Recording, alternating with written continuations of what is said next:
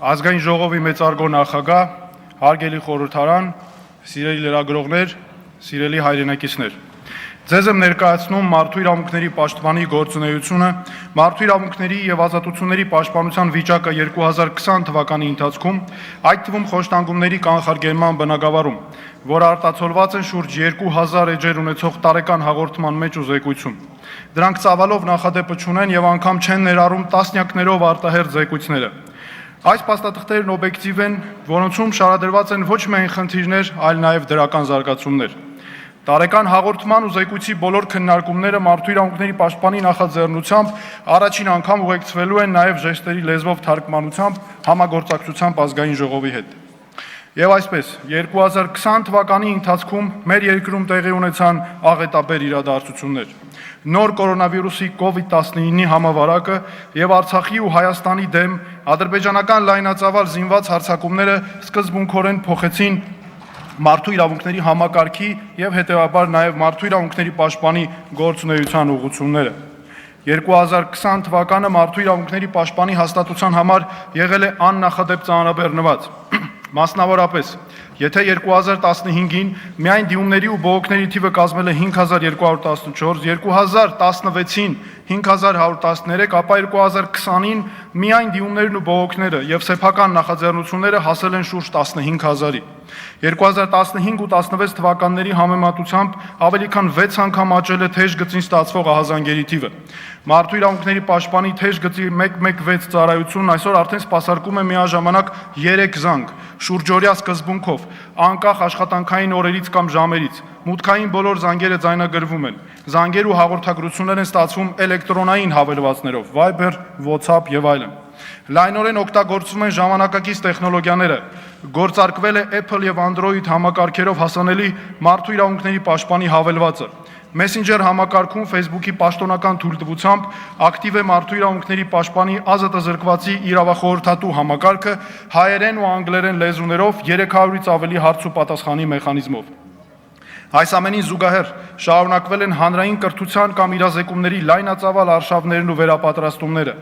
Կանանց, երեխաների, զինված ուժերում մարդու իրավունքների, հաշմանդամություն ունեցող երեխաների ներուժի ու արժանապատվության գնահատման եւ այլ հարցերով։ Այսօր մեր փորձը օրինակ է բերվում այլ երկրների համար,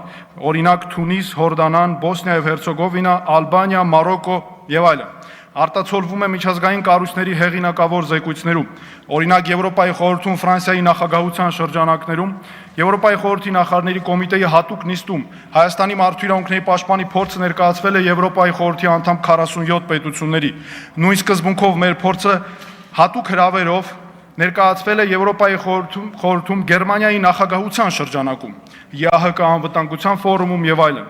Առաջին անգամ երբևէ մենք մասնակցում ենք մարդու իրավունքների եվրոպական դատարանում Հայաստանի դեմ գործի քննությանը, լինելով ինքներս պետական հաստատություն, բայց քաղաքացուն պետությունից պաշտպանության նպատակով։ Սա բացառիկ փաստ է, որ խոսում է մեր անկախության աստիճանի մասին։ Պետք է հպարտությամբ առանձնացնեմ մեր միջազգային ամենաբարձր կարգավիճակը, որն անկախության ու արդյունավետ աշխատանքի միջազգային ճանաչման նշան է։ Այս կարգավիճակը վերաշնորհել է ՄԱԿ-ի մարդու իրավունքների գերագույն հանձնակատարի գրասենյակի քարտուղարությամբ գործող մարդու իրավունքների ազգային հաստատությունների համաշխարհային միավորման անկախ հանձնախմբի որոշմամբ, գնահատելով Հայաստանի մարդու իրավունքների պաշտպանի 2016, 2017 եւ 2018 թվականների գործունեությունը։ Եվ իհարկե ամենաթանկը, որ կարող է լինել ցանկացած օմբուդսմանի համար, մարդու իրավունքների պաշտպանի հաստատության նկատմամբ հանրային բարձր վստահությունը, մարդկանց վստահելի աջակցությունը։ Սրանք սոցիոլոգիական վերջին հետազոտություններով հաստատված փաստեր են։ Ուզում եմ հատկապես կարևորել համագործակցությունը խորհրդարանի հետ։ Այստեղ պետք է առանձնացնեմ նախ եւ առաջ համատեղ ինստիտուցիոնալ դարձած աշխատանքը ազգային ժողովի նախագահի եւ նրա աշխատակազմի հետ, մարդու իրավունքների եւ հանրային հարցերի հանձնաժողովի, պետաիրավական հարցերի հանձնաժողովի, արտաքին հարաբերությունների եւ մյուս հանձնաժողովների գործընկերների հետ։ Իսկ հիմա մարդու իրավունքների հարցերը առանձին օրինակների նկարագրությամբ։ Մարդու իրավունքները կենսաթոշակի նշանակում, աշխատանքային ստաժի հաշվարկում, կենսաթոշակի գումարի մեջ, հաշմանդամության կարգի սահմանում եւ այլն շարունակաբար խախտվում են սոցիալական ապահովության ոլորտում թերի վարչարարության պատճառով։ Սա տարիների արատավոր պրակտիկայի արդյունք է եւ ունի համակարգային բնույթ։ Արկա է անբարեխիղճ վերաբերմունք եւ անպատասխանատու վարքագիծ կենսաթոշակառուների եւ այլ շահառուների նկատմամբ։ Այդ վարքագծի պատճառով մարդկանց բարձրացած շատ հարցեր չեն ստանում արդարացի եւ ողջամիտ ժամկետներում լուծումներ։ Լայն տարածում ունեն դեպքերը, երբ սոցիալական ապահովության պետական ծառայությունում մարդկանցից գրավոր դիմումներ պարզապես չեն վերցվում։ Մերժումները մեծ մասամբ բանավոր են, ինչը թույլ չի տալիս սկսել ու չինովնիկն էլ չի հայտնվում ավելորդ գլխացավանքի մեջ։ Փոխարենը մարդը պարզապես զրկվում է իր իրավունքների հետագա պաշտպանության հնարավորությունից։ Չի ունենում անգամ գրավոր մերժում, ինչը նրան հնարավորություն կտար պատկերացում կազմել իր դիմումը մերժելու հիմքերի մասին եւ գոնե հասկանալ, ինչպես կարող է բողոքարկել, ասենք այն, որ պետական մարմինը որոշել է իր աշխատանքային ստաժը չհաշվել կենսաթոշակ նշանակելիս։ Այս ամենի արդյունքում էլ կենսաթոշակառուն հայտնվում է քաշքշուկների մեջ։ Ու եթե սրան գումարենք դատական քաշքշուկները, ապա մարդը պետության, վարչարարության պատճառով պարզապես վերածվում է թենիսի առաջնության մասնակցի, վերջնական արդյունքում այդպես էլ չհասնելով իրեն հասանելիք այլ գումարների, կենսաթոշակի, թաղման նպաստի եւ այլն։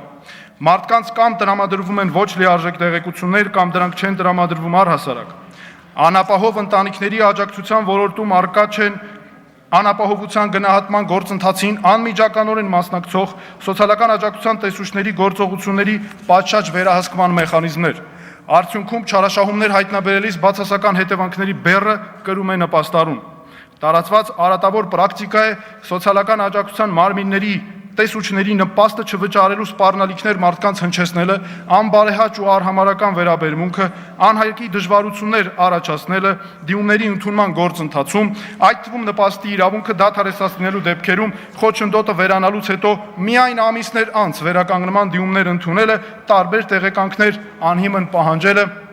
եւ այլն։ Իրականում երկրի սոցիալական աջակցության համակարգի առաջնահերթությունը պետք է ուղղված լինի սոցիալական աջակցության խնդիրների առաջ կանգնած մարդկանց, նրանց ընտանիքների զրկանքների նվազեցմանը, այդ մարդկանց սեփական ուժերով արդյունքի հասնելու, սեփական անձի վերաբերյալ իրենց իսկ կարծրատիպերի հաղթահարմանը, սոցիալական մեկուսացման բացառմանը։ Ամեն ինչ պետք է ուղղված լինի կյանքի դժվարին իրավիճակում հայտնված մարդկանց հիմնական պահանջմունքների եւ սոցիալական կարիքների լիարժեք բավարարմանն այն նկատառումով, որի վերջո ապահովի կյանքի դժվարին վիճակում հայտնված մարդու լիարժեք ներառումը հասարակություն։ Իսկ արկա քաշքշուկը, թերություններով վարչարարությունը, անհասցե վարչարարությունը մարդկանց նկատմամբ վատ վերաբերմունքի զուգընթաց ավելի է մեծացնում մեկուսացումը, անտարբերությունն ու զարգացնում է խարան ու խտրականություն։ Սոցիալական ապահովության համակարգում կան իհարկե բարեխիղճ ու պատասխանատու աշխատակիցներ։ Խոսքը սակայն ոչ թե առանձին անհատների կամ նրանց բարեխիղճության, այլ այս արատավոր երևույթին ինստիտուցիոնալ լուծում տալու մասին է։ Առողջության պահպանման իրավունքի խնդիրներ։ Անվճար բուժօգնության իրավունք ունեցող մարդիկ գերադասում են այն ստանալ վճարովի հիմունքներով։ Բողոքները վերաբերում են անվճար բուժօգնության որակին, խիստ պակաս է իրազեկվածության աստիճանը, մարդիկ տեղեկացված չեն անվճար բուժօգնություն տրամադրելու դեպքերի, պետական պատվերի շրջանակներում բուժօգնության տեսակների, ինչպես նաև բնակչության սոցիալապես անապահով ու հատուկ խմբերի ցանկի մասին, ովքեր ունեն բուժօգնության արտոնություններ։ Խնդիրների շարքից է նաև սոցիալապես անապահով ու առանձին խմբերում ընդգրկված քաղաքացիներին անվճար տրամադրվող դեղերի անարդյունավետությունը։ Նրանք հաճախ հրաժարվում են դրանցից, նախընտրելով սեփական միջոցներով ձեռք բերել որակյալ դեղեր։ Պոլիկլինիկաներից չեն ստանում բժշկի նշանակած դեղամիջոցներ, այլ հիմնականում դրանց համարժեք փոխարինողները։ Բազմաթիվ շահառուներ հրաժարվում են ստանալ իրենց հասանելիք դեղերը, երբեմն նաև իրենց բուժող բժշկի ցուցումով։ Բողոքները վկայում են, որ անվճար կամ մասնակի փոխհատուցմամբ տրամադրվող դեղը դրական ազդեցություն չի ունենում առողջության պահպանման կամ վերականգնման եւ բուժման համար, ինչի հետևանքով մարդիկ ստիպված են լինում գնել արդյունավետ դեղամիջոցը, որի պատճառով էլ չեն օգտվում դեղը ստանալու իրենց իրավունքից։ Քաղաքացիների զգալի մասը խուսափում է պոլիկլինիկական ծառայությունից օգտվելուց, պատճառաբանելով անվստահությունն ու բուժօգնության անարդյունավետությունը։ Գերադասելի են համարվում բժշկական կենտրոններում արտահիվանդանոցային բուժօգնությունից օգտվելը, որն էլ չի կարող անվճար տրամադրվել։ 2020 թվականին քիչ չեն եղել ահազանգերը նոր կորոնավիրուսային վարակով պացիենտներից հոսպիտալացումները պատշաճ չկազմակերպելու խնդիրների վերաբերյալ, որոնք մասամբ լուծումներ են ստացել նաև մարդու իրավունքների պաշտպանի աջակցությամբ։ Տիպային խնդիրներից է այն, որ կորոնավիրուսային վարակի պատճառով Մարդու առողջական վիճակը գնալով վատթարանում է, օրեր շարունակ պոլիկլինիկայի բժիշկը հոսպիտալացման անհրաժեշտության մասին բարձրաձայնում է, սակայն օրինակ մինչև 3 օր հնարավոր չի եղել կապ հաստատել կորոնավիրուսային վարակով պացիենտների տեսակավորում իրականացնող մասնագիտական խմբի հետ։ Կատարվող հերթագրում եւ բժշկական կենտրոնում մահճակալի ազատելուն սպասելը օրեր է տևել։ Արդյունքում մի քանի օր անընդմեջ պացիենտների տեսակավորման տրիաժ կենտրոն կապ հաստատել չհաջողվելու պատճառով հոսպիտալացման կազմակերպումը անհարկի ձգձգվել է։ Այսքանով հանդերձ հարկ եմ համարում անդրադառնալ 2020 թվականի ընթացքում երկրում հայտարարված թե արտակարգ դրության, թե ռազմական դրության ընթացքում մարդու իրավունքների անխուսափելի սահմանափակումներին ու առաջ եկած խնդիրներին։ Նախ, թե արտակարգ, թե ռազմական դրությունները չեն նշանակում կառավարության բացարձակ հայեցողություն մարդու նկատմամբ։ Ընդ որում այստեղ գործում է զսպանակի սկզբունքը, որքան երկարում է արտակարգ կամ ռազմական դրությունը, այնքան մեծանում է պետության բեռը ցույց տալու մարդուն, որ իր գործադրած միջոցները հիմնավոր են, կիրառվում են անհրաժեշտ նվազագույն չափով ու ընտրված միջոցներն էլ պիտանի են։ Մի քանի օրինակով ներկայացնեմ արտակարգ կամ ռազմական դրության հիմքով մարդու իրավունքների եւ ազատությունների սահմանափակումների հարցում խնդիրները։ Արտակարգ դրության ժամանակ ամենահիմնարար հարցերից մեկը կապված էր մեկուսացման կամ ինքնամեկուսացման հետ։ Մարդու իրավունքների պաշտպանի համար սկզբունքային առումով անթույլատրելի էր այն, որ կառավարության տևական ժամանակ այս սահմանափակումները սխալ մոտեցմամբ դիտարկվում էր ազատ տեղաշարժման, այլ ոչ թե անձնական ազատության իրավունքի տեսանկյունից։ Թե մեկուսացումը եւ թե ինքնամեկուսացումն անհրաժեշտ է դիտարկել անձնական ազատության իրավունքի շրջանակում ու մարդուն վերաբերվել որպես ազատությունից զրկվածի։ Կարանտինային վայրերն ազատությունից զրկման փաստացի վայրեր են ու պետք է հարցին մոտենալ անձնական ազատության իրավունքի տեսանկյունից։ Կառավարությունը տևական ժամանակ հաշվի չէր առնում, որ մարդու իրավունքների պաշտպանի առաջարկը պատահական չէր։ Նման լուծումը հնարավորություն էր տալու մեկուսացման կամ ինքնամեկուսացման ենթարկված անձի համար նախատեսել կոնկրետ իրավունքներ։ Անհրաժեշտ էր ամրագրել, որ այն անձինք, ում անձնական ազատության իրավունքը սահմանափակվել է, ունեն առնվազն մեկուսացման կամ ինքնամեկուսացման պատճառների մասին տեղեկացվելու, անկախ բժշկական խորհրդատվության մատչելիության, փաստաբանի եւ մեկուսացման կամ ինքնամեկուսացման մասին երրորդ անձանց տեղեկացվելու իրավունքներ։ Տարածված խնդիրներից էր ինքնամեկուսացման ժամկետի հաշվարկի սկզբնական պահի ոչ ճշգրիտ հաշվարկը։ Ընդ որում մտահոգիչ էր, որ ինքնամեկուսացման մեջ գտնվող անձանց հարցադրումներին ի պատասխան նշվում էր, որ համակարգն է այդպես գործարկվում, իսկ ժամկետի հաշվարկը սկսվում է անձի տվյալները համակարգ մուտքագրելու կամ վերջինիս հետ հեռախոսակապ հաստատելու պահից։ Ավելին, հարցադրմանը, թե այս խնդիրն ինչպես եւ ում կարող է ներկայացվել, պարզաբանում էր, որ ժամկետների հաշվարկի համար պետք է դիմել պոլիկլինիկայի բժշկին, անտեսելով այն, որ բարձրացված խնդիրը բնույթով բժշկական չէ, այլ իրավական, իրավունքի սահմանափակման ժամկետներին առնչվող։ Ներկայացված պարզաբանումներն առնվազն տարակուսանքի տեղիք են տալիս նաև այն առումով, որ փաստորեն համակարգի գործարկման տեխնիկական մոտեցում է ցուցաբերվել արդարացնելու անձին ազատությունից զրկելու 14 օրյա ժամկետը, որը հաշվում էր ոչ թե օրինակ լաբորատոր ախտորոշման օրվանից, վարակագրի ում կոնտակտն է եղել անձը, հետ շփման վերջին օրվանից, այլ համակարգ տվյալները մուտքագրելու օրվանից, այսինքն պաշտպանի ներկայացված դեպքերում օրինակ 6-7 օր ավելի ուշ։ Ստեղծվում էր իրավիճակ, երբ կոնկրետ դեպքով վարակագիրը մեկուսացման մեջ էր գտնվում, օրինակ հունիսի 26-ից մինչև հուլիսի 10-ը, իսկ հնարավոր վարակի տարածումը կանխելու համար կոնտակտավորը պետք է ինքնամեկուսանար հուլիսի 2-ից մինչև հուլիսի 16-ը։ Նման իրավիճակը փաստորեն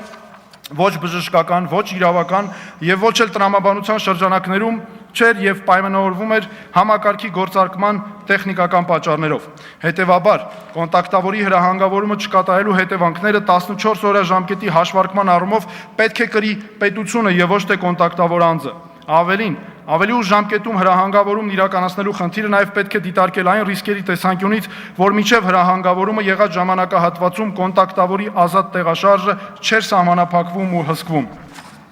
Արտակարգ եւ ռազմական դրության պայմաններում օրենսդրական գործընթացին վերաբերող համակարգային խնդիրներից է ոչ պատշաճ հանրային քննարկումները կամ դրանց բացակայությունը։ Մարդու իրավունքների պաշտպանի իրավական դիրքորոշումը այս հարցում հստակ է։ Պետք է հաշվի առնել, որ բոլոր կանոնների վերջնական հասցեատերը հասարակությունն է, իրավունքների ու ազատությունների սահմանափակումն իր վրա կրող քաղաքացին, ովքեր կրում են դրանց ոչ պատշաճ իրավակիրառման բացասական հետևանքները։ Ընդ որում սահմանափակումների ձևակերպումները լինում էին նաև այնքան ընդհանրական, որ ստացվում էր, թե քաղաքացու համար նախատեսվող սահմանափակումը անհրաժեշտ է ինքնին հրատապ է ելնելով միայն այն փաստից, որ երկրում հայտարարված է ռազմական կամ արտակարգ դրություն։ Կառավարության այս մոտեցումն անընդունելի էր սկզբունքային առումով։ Այս պրակտիկան խնդրահարույց էր նաև այն առումով, որ դառնում էր ավելի մեծ խնդիրների խորքային պատճառ, այդ թվում կոնկրետ սահմանափակումները կիրառելու համար պատասխանատու մարմիններին դարձնելով այդ կարգավորումների զոհը։ Օրինակ, բժշկական դիմակ կրելու կարգի ու պատասխանատվության ենթարկելու անորոշությունը ոստիկաններին դարձրել էր այդ կարգավորումների իրավական զոհը։ Այս ոլորտի օրենսդրությունն այդպես էլ չունեցավ կոնկրետության անհրաժեշտ աստիճան ու մինչ այժմ էլ չունի, չստացավ բավարար կանխատեսելիություն թե քաղաքացու, թե ոստիկանության ծառայողի համար։ Արդյունքում դիմակ չկրելու կամ դիմակը ոչ պատշաճ կրելու համար վարչական տուգանքն ու մարդուն ազատությունից զրկելը ստացել էին պատժիչ բնույթ, անգամ անկախ ոստիկանության կամքից։ Իրականում ոստիկանության գործողությունների նպատակը պետք է լինի նոր կորոնավիրուսային վարակի կանխարգելմանն աջակցելը, երկրում համերաշխության մթնոլորտ ապահովելուն նպաստելը։ Սա է այն ղեկավար սկզբունքը, որով պետք է ղեկավարվել։ Բայց այնպես է ստացվել, որ դիմակ չկրելու կամ դիմակը ոչ պատշաճ կրելու համար մարդուն բերման ենթարկելու կամ որ նույն է ազատությունից զրկելը դարձել էր միակ միջոցը։ Առանց այն էլ բերման ենթարկելու համակարգում արկա համակարգային խնդիրների պայմաններում արտակարգ դրությունից սկսած ձևավորված այս նոր պրակտիկան ավելի էր խորացնում խնդիրները։ Օրինակ, բերման ենթարկված կամ ազատությունից զրկված մարդու նվազագույն իրավունքները չէին ապահովում։ Խախտվում էր ազատությունից զրկելու պատճառները մարդուն պատշաճ ներկայացնելու պարտադիր պահանջը։ Խնդիրներ էին արձանագրվում բերման ենթարկելու առնչությամբ կազմվող փաստաթղթերում եւ այլն։ Արձանագրվում էր քաղաքացու մոտեցած ոստիկանի օրենքից չբխող պահվածք, քաղաքացու հետ շփման հարցում անորոշություն եւ նրան անընդունելու ձևով բերման ենթարկելու, այդ ընթացքում անհամաչափ ուժ գործադրելու դեպքեր։ Բերման ենթարկելը իրականում պետք է լիներ վերջին միջոց եւ գործադրվեր միայն այն բացառիկ դեպքերում, երբ քաղաքացուն մոտեցած ոստիկանը սպառել է իրեն օրենքով հասանելի բոլոր մյուս միջոցները եւ դա պահանջված էր կոնկրետ իրավիճակի պայմաններով։ Անհրաժեշտության դեպքում ոստիկանը պետք է քաղաքացուն տրամադրեր դիմակ, այլ ոչ թե ոստիկանության բաժին հարկադրաբար տանելը դիտարկեր որպես հիմնական ու այն էլ առաջնային այլընտրանք։ Իհարկե խնդիր էր նաև այն, որ հասարակությունում ոչ բոլորն էին պահպանում նոր կորոնավիրուսային համավարակի կանխարգելման կանոնները, այդ թվում կապված դիմակ կրելու հետ։ Սա էլ պետությունը փորձում էր ապահովել որոշակի հանրային իրազեկումներով, որին աջակցում էր նաև մարդու իրավունքների պաշտպանը։ Արտակարգ կամ ռազմական դրության ժամանակ խնդիր էր նաև այն, որ կառավարությունն ամրագրում կամ նախաձեռնում էր բացարձակ արգելքներ, սակայն քանի որ պրակտիկային ոչ բոլոր դեպքերում էր օբյեկտիվորեն հնարավոր լինում դրանց կիրառումը ապահովել, ստացվում էր, որ այդ արգելքները ստանում էին խտրական կիրառություն կամ առնվազն առաջանում էր այդպիսի ընկալում, ստեղծելով իրավական նիհիլիզմի վտանգավոր միտումներ, օրինակ հավաքների կամ խոսքի ազատությունը։ Հարգելի խորհրդարան, սիրելի հայրենակիցներ, Մարդու իրավունքների պաշտպանի գործունեության հետ կապված զգալի ուշադրություն է ցուցաբերվել խոշտանգումների կանխարգելման ոլորտին, քրեակատարողական հիմնարկներից ու ձերբակալվածների պահման վայրերից սկսած մինչև հոգեբուժական կազմակերպություններ։ Ազատությունից զրկման վայրում պահվող յուրաքանչյուր անձի նկատմամբ պետք է ցուցաբերվի անհատական մոտեցում եւ հիմքում ունենա ազատությունից զրկված անձի վարքագծի ռիսկային գնահատման սկզբունքը։ Քրեակատարողական համակարգում բժիշկը պետք է դիտարկի ազատազրկվածին որպես իր պացիենտ, լինելով անկախ քրեակատարողական համակարգից նրա հետ վստահությունն ամրապնդելու համար։ Ուշագրավ է քրեակատարողական հիմնարկներում կիրառված տույժերի եւ խրախուսանքի միջոցների ակնհայտ քանակական տարբերությունը։ Օրինակ 2020 թվականին կիրառվել է 2028 տույժ եւ ընդամենը 13 խրախուսանք։ Տույժերի 58% բաժին է ընկնում պատժախուս տեղափոխելուն։ Նախորդ տարվա ընթացքում կիրառված խրախուսանքի միջոցների առանց այն էլ փոքր թիվը 56 նվազել է 76.8%-ով։ Սա իհարկե անընդունելի մոտեցում է։ Զեկույցում իհարկե տեղ են գտել նաև ոլորտի դրական զարգացումները, այդ թվում այնպիսիք, որոնք տեղ են ունեցել քրեակատարողական ծառայության ղեկավար կազմի ջանքերով։ Մարդու իրավունքների պաշտպանի աշխատանքի կարևոր ուղղություններից են նաև երեխաների, կանանց, հաշմանդամություն ունեցող անձանց, իրավապաշտպանների, փախստականների ու ապաստան հայցողների իրավունքները, գործարարների պաշտպանության վիճակը, աշխատանքային իրավունքները։ Հիմնարար ուղղությունն է մարդու իրավունքների պաշտպանությունը Հայաստանի զինված ուժերում։ Սիրելի հայրենակիցներ, 2020 թվականի սեպտեմբերի 27-ին նախաձեռնված լայնածավալ պատերազմը ուղեկցվեց Հայաստանի ու Արցախի նկատմամբ ադրբեջանական զինված ուժերի լայնածավալ ագրեսիվ հարձակումներով եւ Ադրբեջանի սանձազերծումով։ Զինված հարձակումների առաջին օրից սկսած Հայաստանի եւ Արցախի մարդու իրավունքների պաշտպանները գործել են օրինակելի համատեղ աշխատանքով, որպես մեկ միասնական օրգանիզմ, փոխադարձ աջակցելով իրար բոլոր հարցերում։ Պատերազմի ընթացքում հատկապես ընդգծվեց Արցախի մարդու իրավունքների պաշտպանի հաստատության կայացած լինելու բարձր նշաձողը ու միջազգային դերը որպես Արցախի ժողովրդավարության կարևորագույն ցուցիչ։ Ադրբեջանական զինված ուժերի հանցավոր արարքներն առաջացրին քաղաքացիական բնակավայրերի զանգվածային ավերածություններ, տասնյակ հազարավոր բռնի տեղահանվածներ, ռազմական գործողությունների ընթացքում խոշտանգումներ ու դաժանություններ, գլխատումներ ու մարմնի մասերի անդամահատումներ։ Զինված հարձակումներին ու դաժանություններին մասնակցում էին վարձկան ահաբեկիչներ ու ջիհադիստներ։ Հարձակումներն ու ավերածություններն ուղեկցվում էին լայնածավալ ատելության ու թշնամանքի քարոզով, բռնության տեսարանների միտումնավոր հայկական տիրույթներում տարածելով։ Այս ամենին զուգահեռ տեղի ունեցան հարյուրավոր քաղաքացիական անձանց ու զինծառայողների գերեվարումներ, որոնց ադրբեջանական իշխանությունները սկսեցին հրաժարվել ազատ արձակելուց եւ վերադարձնելուց մարդու իրավունքների միջազգային պահանջների կոպիտ խախտումներով։ Այս կերպ ադրբեջանական իշխանության մարմինները հոգեկան տառապանքներ էին շարունակաբար պատճառում եւ շարունակում են պատճառել գերիների ու անհայտ կորածների ընտանիքներին, խաղաղում Արցախիում եւ Հայաստանում հասարակության զգացմունքների հետ, առաջացնում լարվածություն, ինչպես նաեւ մարդու իրավունքների հարցերն ակնհայտորեն օգտագործում քաղաքական նպատակների համար։ Ադրբեջանական իշխանությունները ապօրինաբար թաքցնում են գերիների իրական թիվը։ Նրանք սկզբում օգտվում էին առիթից, որ 2020 թվականի նոյեմբերի 9-ի եռակողմ հայտարարության 8-րդ կետում արկա չէ վերադարձի ժամկետ։ Հետագայում շահարկմամբ սկսեցին փոխել սեփական մարտավարությունը եւ գերիներին սկսեցին ներկայացնել որպես ահաբեկիչներ։ Իրականում Ադրբեջանում ապօրինաբար պահվող հայկական կողմի բոլոր քաղաքացիական անձինք ու զինծառայողները կարգավիճակով գերի են հենց այն հիմնարար պատճառով, որ Արցախում դեռևս արկա է ընթացիկ չավարտված զինված հակամարտություն։ Հակամարտությունն ավարտված չէ։ Ադրբեջանական իշխանությունները չեն կարող հնարավորություն ունենալ նրանց կոչել ահաբեկիչ թե դիվերսանտ։ Հետևաբար այս հիմնարար փաստարկի ուժով է հենց հաստատվում, որ նոյեմբերի 9-ի սոսկ ամսաթվի հետ հարցը կապելը անթույլատրելի է։ Միջազգային մարդասիրական իրավունքի իմաստով նոյեմբերի 9-ից առաջ ու հետո էլ գործ ունենք նույն ընթացող զինված հակամարտության հետ։ Հայաստանի մարդու իրավունքների պաշտպանի մշտադիտարկումը հաստատում է, որ ադրբեջանական իշխանությունները պետական բարձր մակարդակով տանում են հայատյացության ու թշնամանքի քարոզի քաղաքականություն, հիմքում դնելով էթնիկ եւ կրոնական պատկանելիությունը։ Միշտ պետք է հաշվի առնել նաեւ Ադրբեջանի ու Թուրքիայի նախագահների կողմից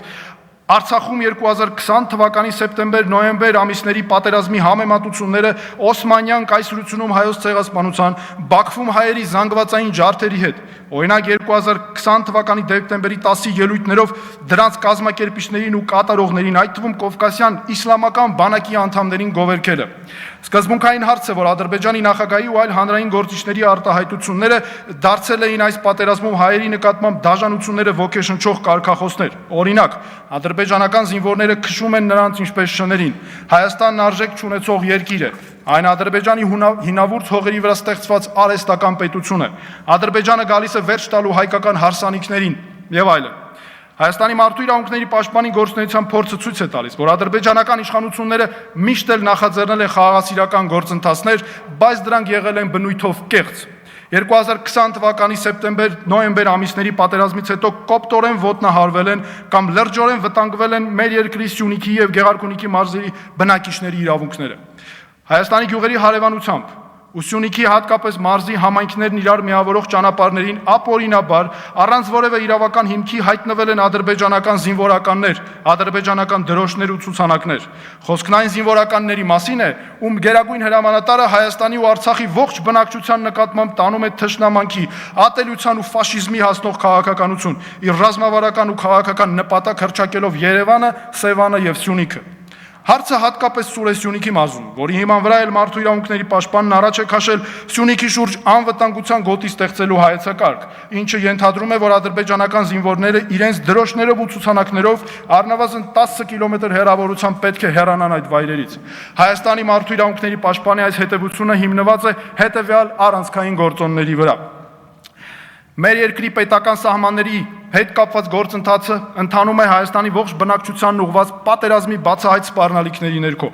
Ադրբեջանի նախագահը ողջ հայ ժողովրդի ու Հայաստանի բնակչության մասին խոսում է ցեղասպանության բացահայտ սպառնալիքների լեզվով։ Նույնն անում են նաև Թուրքիայի իշխանությունները։ Ադրբեջանի նախագահը եւ նրա օրինակով առհասարակ հանրային գործիչները բացահայտ վիրավորում են հայ ժողովրդի արժանապատվությունը, քարոզում են թշնամանք ու դա անում են Հայաստանում ապրող յուրաքանչյուր մարդու անձնական արժանապատվությունը նվաստացնելու հաշվին։ Նույնը վերաբերում է նաև Արցախին։ Սահմանների հետ կապված գործընթացում կիրառվում են անընդունելի մեխանիկական մոտեցումներ, իսպառ բացակայում են մասնագիտական մոտեցումները, չեն տարվում հանձնաժողովային աշխատանքներ, չի իրականացվում նախնական գույքագրում ու մարդկանց կարիքների գնահատում, չկան պատշաճ իրավական հիմքեր, հաշվի չի առնվում միջազգայինորեն հաստատված որևէ չափանիշ։ Տեղի ունեցածի արդյունքում կոպտորեն խախտվել են Հայաստանի Սյունիքի եւ Գեղարքունիքի մարզերի բնակիչների սոցիալ-տնտեսական իրավունքները։ Այդ թվում նրանք զրկվել են հողատարածքներից ու տներից, որոնց նկատմամբ նրանց իրավունքները պետական գրանցման են ենթարկվել, օրինակ սեփականության իրավունքը խորհրդային կամ անկախ Հայաստանի պետական մարմինների կողմից։ Լրջորեն վտանգվել են մարդկանց կյանքի, ֆիզիկական ու հոգեկան անձրմխելիության եւ սահմանադրության երաշխավորված այլ իրավունքներ։ Հայաստանի խաղաղ բնակիչների անմիջական հարևանությամբ կամ հենց բնակավայրերի մեջ, օրինակ Սյունիքի մարզի Գորիս եւ Կապային համայնքներում միջպետական կամ միջհամայնքային ճանապարհներին կամ հենց մայթերի բաժանումով անմիջապես բնակավայրի մեջ տեղակայվել են ադրբեջանական զինվորականներ, այսինքն զինված մարդիկ։ Այս ամենի արդյունքում առաջացած իրավիճակը հայաստանյան խաղաղ բնակավայրերում խաթարել է մարդկանց կյանքն ու ապրուստը կազմակերպելու անվտանգ պահանջը եւ լրջորեն վտանգել է մարդկանց անվտանգությունը։ Սրան էլ գումարվում են կրակոցները մեր գյուղերի հարևանությամբ։ Հայաստանի սահմանային բնակավայրերի բնակիչները զրկվել են արոտավայրերից ու գյուղատնտեսական նշանակության այլ հողատարածքներից։ Պարզ չէր նաև թե ինչու էր կառավարությունը որդեգրել հասարակությանն ու հատկապես սահմանային բնակիչներին պատշաճ պարզաբանումներ, տեղեկություններ չտրամադրելու անթույլատրելի քաղաքականություն։ Դա հենց եղավ այն գործոններից, որ նպաստեց ապատեղեկատվության, սահմանային բնակիչների մոտ անորոշության աճին ու առաջ բերեց մարդկանց արդարացի զայրույթը։ Նկարագրված մոտեցումներով սահմանների որոշումը կամ սահմանների հետ կապված գործընթացը ոչ միայն չի նպաստելու տարածաշրջանում ժողովուրդների խաղաղ գոյակցությանը, այլ նաև պարարտ հող է ստեղծելու Ադրբեջանում չդադարող հայատյացության ու թշնամանքի դրա վտանգավոր դրսևորումների համար։ Հարգելի գործընկերներ, այս օրերի արտաքին ու ներքին մարտահրավերները պահանջում են համերաշխություն ու համախմբվածություն, հարգանք միմյանց իրավունքների, այդ թվում կարծիքի նկատմամբ, անկախ քաղաքական կամ որևէ այլ տեսակի հայացքներից։ Հենց այս սկզբունքների տեսանկյունից ստեղծված իրավիճակում կարևորագույն դեր ունեն ինչպես հանրային իշխանության մարմինները, այնպես էլ նրանց ընդդիմախոսները, որոնք հանրային դաշտում ապահովում են հասարակական քաղաքական քննարկումների բովանդակությունը, հանրային դիսկուրսը։ Ցավոք մեր երկրում ներդրվել ու շարունակվում է հանրային հասարակական քաղաքական հարթակ բերված նոր ու նախկին սև ու սպիտակ պիտակավորման դիսկուրսը, որը ըստ էության հասարակությունը խմբերի բաժանելու, խտրականություն սերմանելու անթույլատրելի օրակարգ է։ Խիստ մտահոգիչ է, որ քաղաքական կամ հասարակական ընդդիմության տարբեր շրջանակներ, անտեսելով մարդու իրավունքների համակարգի պահանջները, ավելի են նպաստում անհանդուրժողականության խորացմանն ու դրանով ավելացնում երկրում լարվածությունը։ Դատապարտելի է քաղաքական ընդդիմության առանձին շրջանակների կողմից գործածվող բառապաշարով Հայաստանը խմբերի բաժանելու, մարդկանց վիրավորելու օրակարգի զարգացումն ու նույնիսկ դրա խրախուսումը։ Օրինակ անթույլատրելի է հանրային ճանաչում ունեցող առանձին գործիչների կողմից հասարակության մի մասին վիրավորող այնպիսի արտահայտությունների գործածումը, ինչպիսիք են ժեղ, զոմբիներ եւ այլն։ Նույն սկզբունքով դատապարտելի է հակառակը իշխանության աջակից որոշ շրջանակների կողմից հանրային լայն կիրառություն ստացած այնպիսի բառապաշարի գործածումը, որն ավելի է նպաստում երկրում անհանդուրժողականության մթնոլորտի խորացման, օրինակ պիցայակեր, ծախված եւ այլն։ Մարդու իրավունքների պաշտպանի աշխատակազմի տերավական ու թիրախային դիտարկումները վկայում են, որ այս անթույլատրելի վիճակն ավելի է խորացնում այն, որ գործում են թե իշխանության մարմիններին, թե ընդդիմության տարբեր շրջանակների աջակցող սոցիալական ցանցերի կեղծ էջերի ու կեղծ օգտահաշիվների կազմակերպված ու նպատակային հարձակումների համար օգտագործվող խմբեր։ Այդ էջերն ու օգտահաշիվները գործում են խմբերով ու կոնկրետ հանձնարարականներով, մարդկանց հայոյելով, արժանապատվությունը վիրավորելով, սպառնալիքներով ու բռնության կոչերով։ Առհասարակ, բացարձակ անընդունելի է հայ օյանքների, սպառնալիքների այսպես կոչված մշակույթը հանրային դիսկուրսի մաս դարձնելը։ Հատուկ եմ նշում, որ խիստ դատապարտելի է, որ որոշ պաշտոնյաների կողմից նման բառապաշարի օգտագործումը բոլոր այն դեպքերը, երբ պետությունը կամ պաշտոնյաներն են նման արատավոր երևույթ տարածել։ Արդյունքում ստացվել է այնպես, որ սոցիալական մեդիայի հայկական ողջ տիրույթը հեղեղվել է հայոյախալն վիրավորանքներով, միմյանց ուղղված սպառնալիքներով ու ատելության խոսքով, փոխադարձ մեղադրանքներով, կոպտորեն ոտնահարելով մարդու իրավունքները։ Ցավոք այս հարատավոր երևույթները վերջին մի քանի տարիների ընթացքում ստացան ծավալների աճ, ձեռք բերեցին համակարգված ու ինստիտուցիոնալ բնույթ։ Անհրաժեշտ է բացառել նման հարատավոր որևէ զարգացում։ Հասարակական քաղաքական համակարգը մշտապես պետք է հիմքում ունենա մարդու իրավունքները որպես ունիվերսալ բարձր արժեքներ եւ ղեկավարվի այդ իրավունքների, այդ թվում այլոց կարծիքի նկատմամբ հարգանքի սկզբունքով։ Քաղաքական համակարգը նրա համար չէ, որ ծառայի իշխանավեճի։ Ուստի մենք պետք է գործենք մարդու իրավունքների համակարգի նկատմամբ հարգանքով, ճիշտ որոշենք այս օրերի մեր գերակայություններն ու լինենք համախմբված հանուն այդ գերակայությունների եւ հանուն մեզնից յուրաքանչյուրի իրավունքների, ապավինելով ինքներս մեր հզոր ներուժին։ Հայցում եմ ձեր ներողամտությունը օբյեկտիվ հնարավորության բացակայության պատճառով ելույթումս բոլոր հարցերին չանդրադառնալու համար։ Պատրաստ եմ պատասխանել ձեր բոլոր հարցերին եւ դրանք քննարկել համատեղ։ Շնորհակալություն ուշադրության համար։